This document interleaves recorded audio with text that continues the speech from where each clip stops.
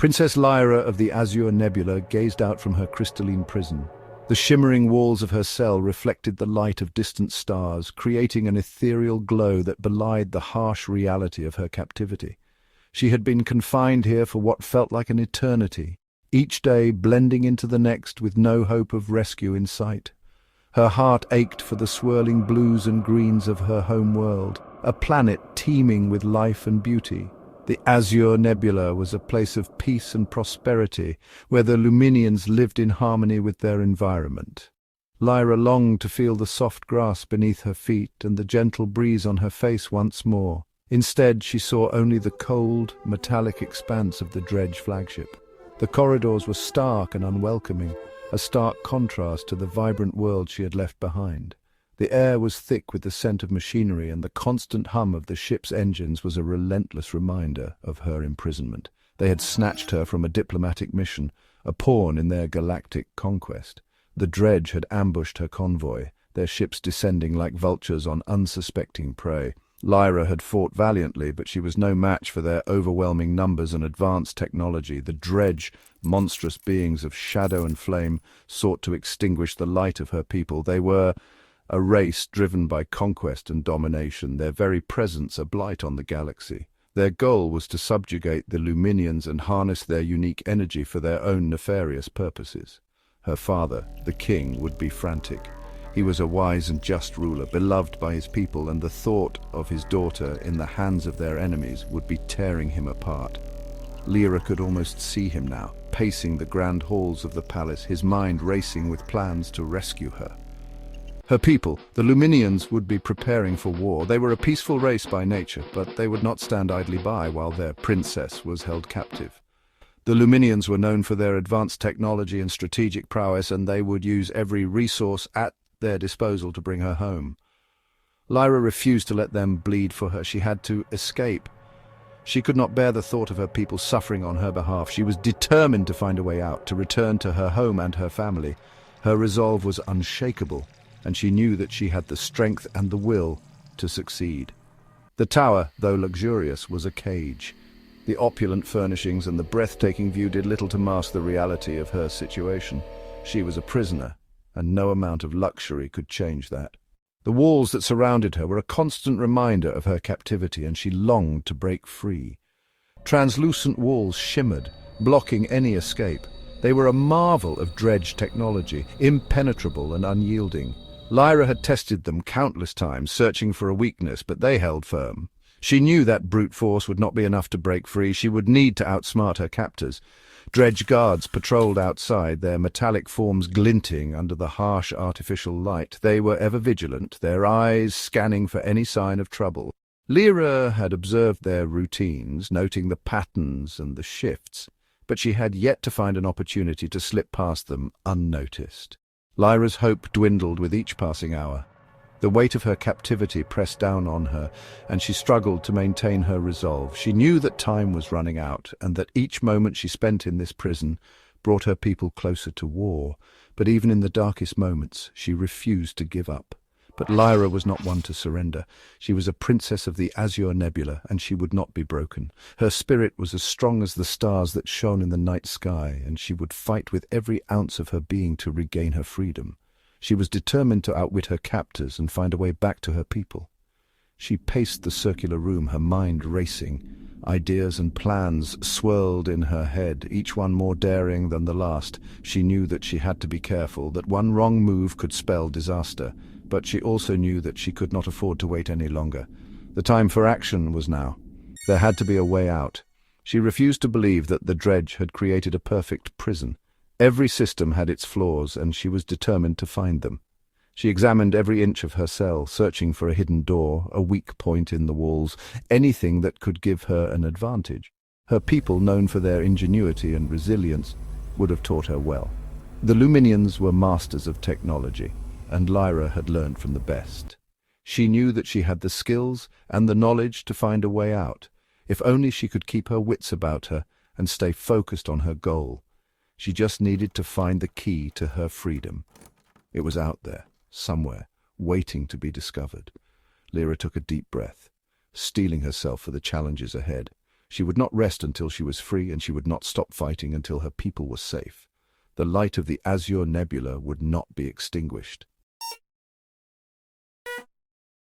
Captain Rhys Hawkeye Jones of the Terran Starfleet wasn't supposed to be a hero. He was a man of science, a navigator of the stars, and a seeker of knowledge. His passion lay in the uncharted territories of the galaxy, where he could map out new worlds and uncover the mysteries of the cosmos.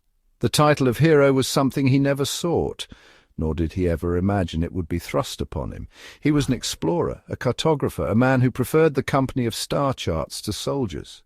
His quarters were filled with ancient star maps, holographic projections of distant galaxies, and the soft hum of navigational equipment. Rhys found solace in the quiet of space, far from the chaos of interstellar politics and warfare, but fate, as it often did, had other plans.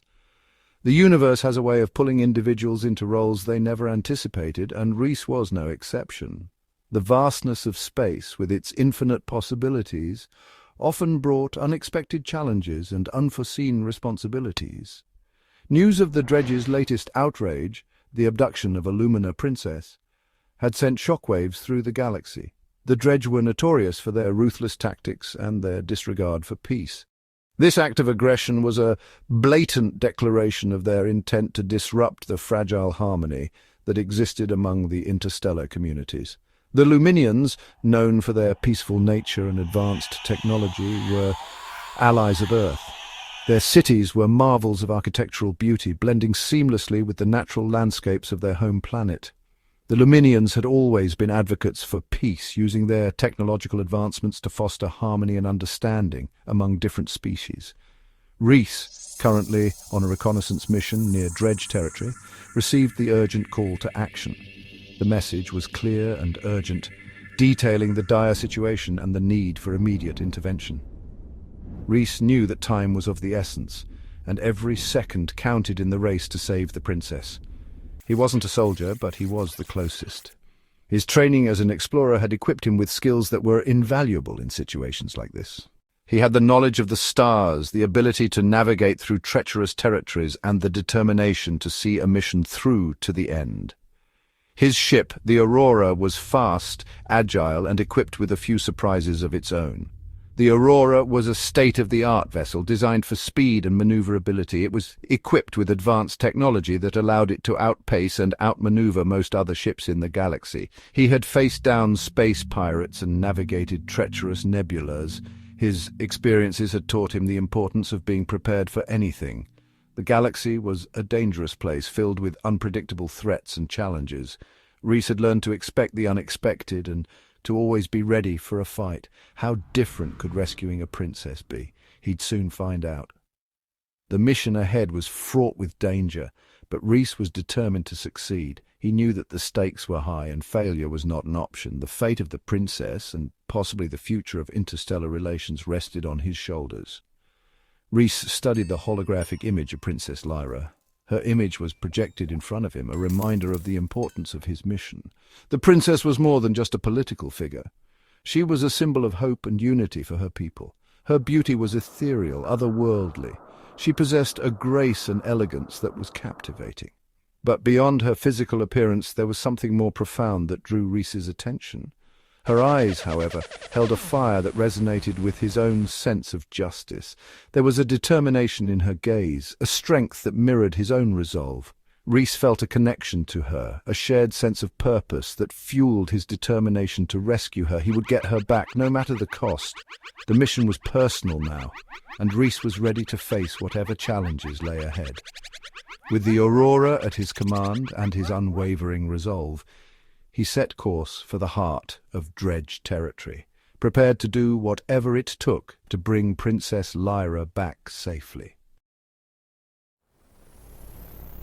The Aurora, cloaked by experimental technology, slipped past the Dredge patrols, its sleek form invisible to the enemy's sensors. The crew held their breath, knowing that one malfunction could reveal their position and spell their doom. The tension was palpable, every creak and groan of the ship amplified in the silence, and into the heart of the enemy fleet. The Dredge ships loomed around them, massive and menacing, their dark hulls bristling with weaponry. The Aurora was a minnow among sharks, and the crew knew it, They had to be perfect, precise, and above all, invisible. Reese, heart pounding, guided the ship towards the flagship, a monstrous vessel bristling with weaponry. His hands were steady on the controls, but his mind raced with the enormity of the task ahead. The flagship was not just heavily armed, it was a fortress designed to repel any attack. But Reese wasn't planning an attack. He was planning a heist. His plan was audacious, bordering on suicidal. He had spent months studying the dredge, learning their patrol patterns, their weaknesses and their strengths. He knew that the only way to succeed was to take risks that no sane person would consider. But Reese was not just any person. He was a man on a mission, driven by a promise he had made long ago. Infiltrate the flagship, locate the princess, and escape. It sounded simple, but the reality was anything but. The flagship was a labyrinth of corridors and security systems, each one more deadly than the last. And the princess was held in the deepest, most secure part of the ship. Getting to her would be a challenge. Getting out with her would be a miracle. He had no illusions about the danger. Every step of the plan was fraught with peril, and there were countless ways it could go wrong. But Reese had faced danger before, and he had always come out on top. This time, though, the stakes were higher than ever. Failure was not an option. One wrong move, one miscalculation, and they were both doomed. The dredge were not known for their mercy, and if they were caught, death would be the least of their worries. Reese had to be perfect, and he had to trust his crew to be perfect as well. There was no room for error. He had studied the dredge, learned their weaknesses.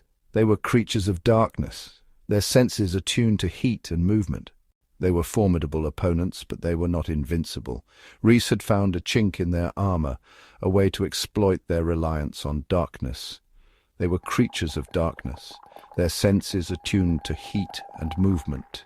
They thrived in the shadows, using the cover of darkness to their advantage.